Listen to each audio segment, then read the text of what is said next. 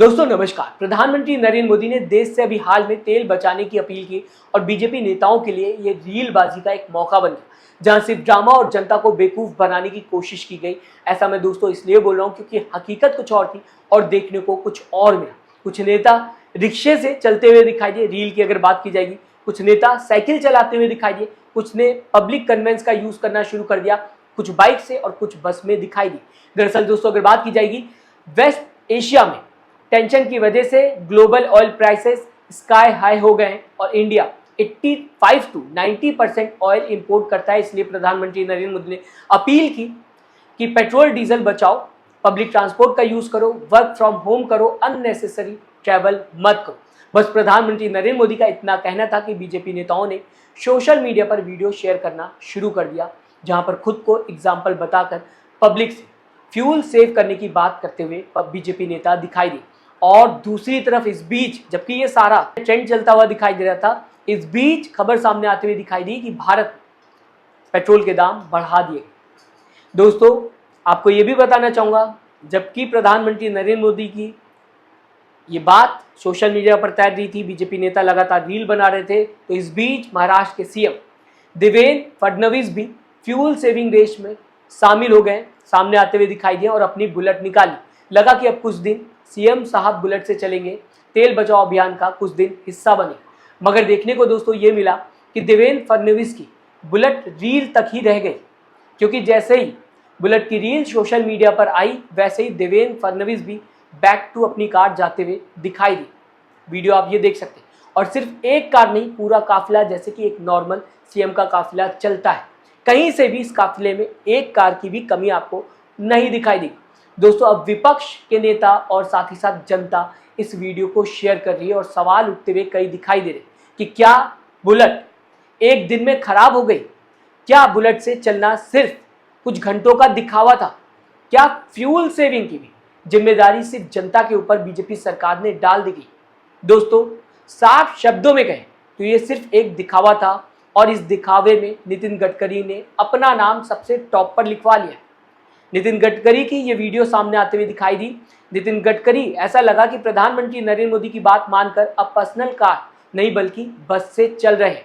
इस वीडियो को देखने के बाद ऐसा लग रहा है कि नितिन गडकरी सबके साथ यानी कि अपने टीम के साथ ट्रैवल कर रहे हैं, एक बस का यूज कर रहे हैं ताकि पेट्रोल बचा सके।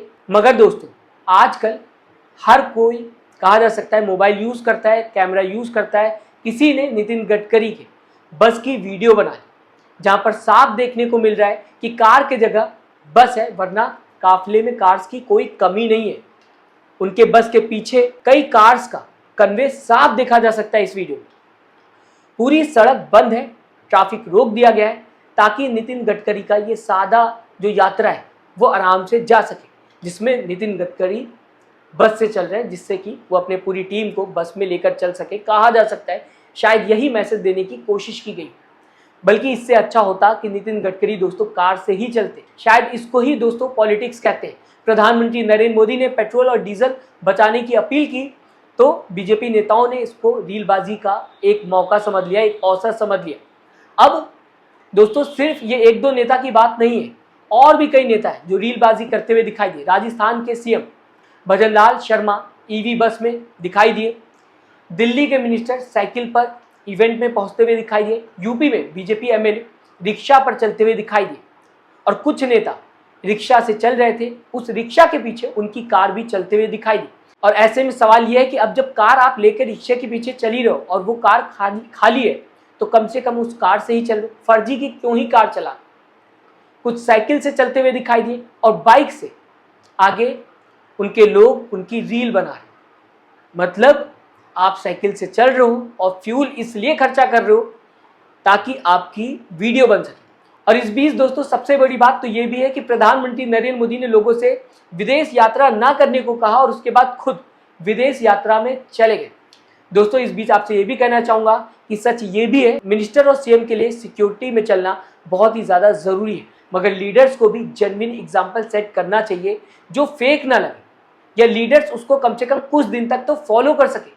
ऐसे एग्जाम्पल क्यों ही देना जिसको आप एक दिन भी ठीक से फॉलो ना कर सको, जिसे पूरी तरीके से फेक ही जनता मानते हुए नजर आए। क्या ये जेन्युइन एग्जाम्पल लग रहा है, जिसको कहा जा सकता है ठीक तरीके से फॉलो भी नहीं किया जा रहा है। दोस्तों, अब असल सवाल यह है कि अगर नेता खुद अपनी अपील पर एक दिन भी टिक नहीं सकते तो आम जनता से क्या उम्मीद करते हैं नेता?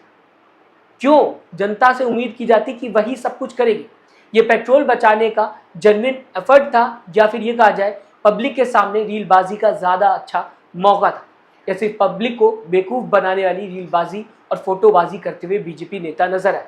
आप दोस्तों क्या सोचते हैं? कमेंट बॉक्स में अपनी राय जरूर दीजिएगा। साथ ही साथ चैनल को सब्सक्राइब और वीडियो को लाइक करना मत भूलिएगा। दोस्तों, अपना ख्याल रखिएगा। नमस्कार।